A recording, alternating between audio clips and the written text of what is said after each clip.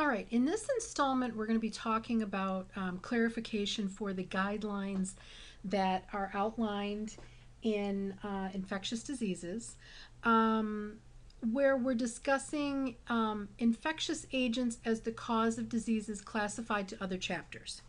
Okay, so I am starting on page 183 in your textbook. You'll have to excuse me, I'm kind of losing my voice a little bit.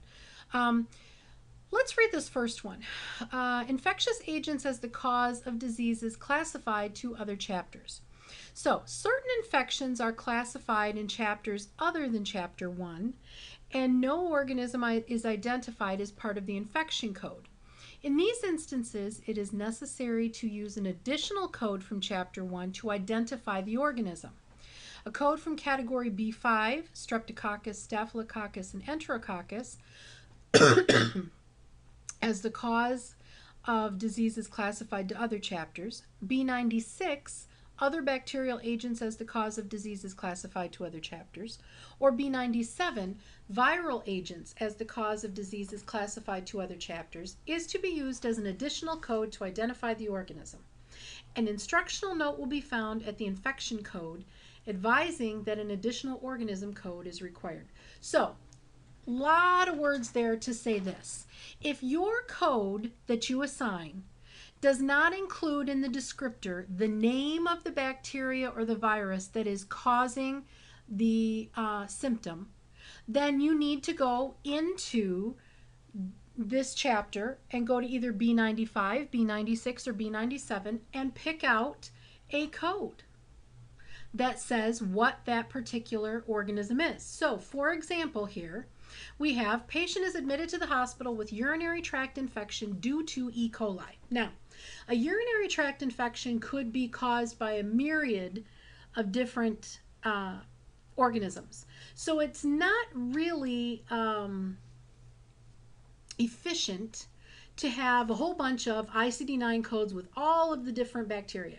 So I'm sorry, all of the ICD-10 codes for urinary tract infection with different bacteria. So urinary tract infection due to E. coli, urinary tract infection due to Staphylococcus, urinary tract infection due to group B strep. It's not efficient to do that because you'd have so many UTI codes, it would be ridiculous. So it's more efficient to have one UTI code, and then you go back in and add an additional code on to identify the virus or the bacteria or virus that's causing. In this instance, it would be a bacteria. So we have a urinary tract infection, which the code for that is N39.0. Then we have due to E. coli, and if you look up infection and go to E. coli in your book, it'll take you to B96.20. So in order to fully identify what was wrong with the patient, we have to have two codes here. Okay? Pretty simple. Let's look at the next one. Infections resistant to antibiotics. So let's read this. Many bacterial infections are resistant to current antibiotics. It is necessary to identify all infections documented as antibiotic resistant.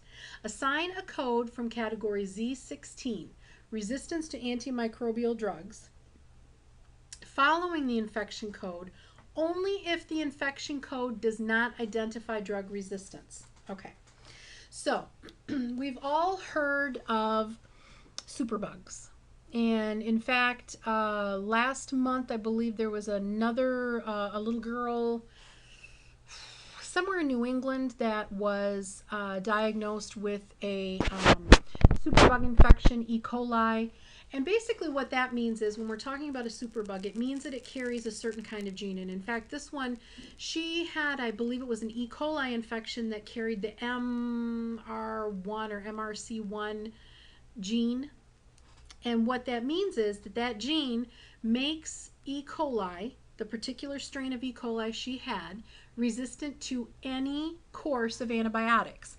It just has to run its course and hopefully it will die out on its own. Sometimes it doesn't, and we've all heard the stories, people have died, particularly children or elderly people, because they're more susceptible. All right, so it's very important for us to be able to track those drugs that are those strains of infections and infectious agents that are not, that they're just totally resistant. They're not affected by drugs of any kind, all right?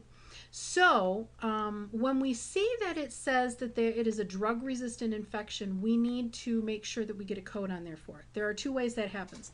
Number one, there are combination codes. And probably the most famous one that you'll come across, most well-known, is MRSA, methicillin-resistant Staphylococcus aureus, okay? And the example we have is patient is admitted to the hospital with pneumonia due to MRSA. In this instance, if you go to pneumonia, you will find MRSA with MRSA.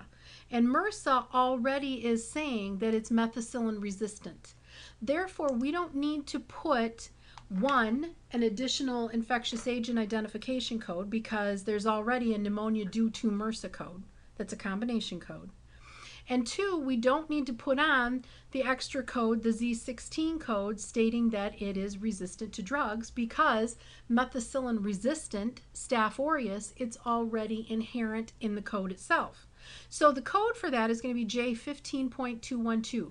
That will completely tell the story. If you read that descriptor and what it describes within that code, it's going to describe pneumonia with Staphylococcus aureus that is resistant to the methicillin drug. Okay? Let's look at our next example. VRE, acute endocarditis. Okay, so this gives us our, in this instance, we have to have, if you look, we have the endocarditis, I33.0. Okay, we have the VRE infectious agent, B95.2. So up here, this goes back to the first guideline we just talked about, a code from B95. Then we have the Z16.21, which identifies that the B95.2 is resistant to drugs. It's drug resistant. All right? So that's as simple as, I mean, it gets pretty simple. You just have to make sure that you have told your entire story. Okay?